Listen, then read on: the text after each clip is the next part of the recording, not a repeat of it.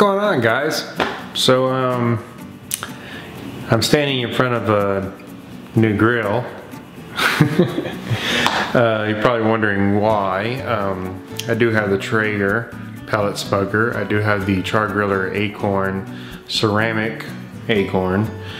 They both are great grills. They both deliver product in their own way. Pretty decent products. The Traeger delivers more of a less smoky but still smoked meat. It tastes pretty good. But I do love the taste of the charcoal and wood that comes from the Char Griller a little bit more.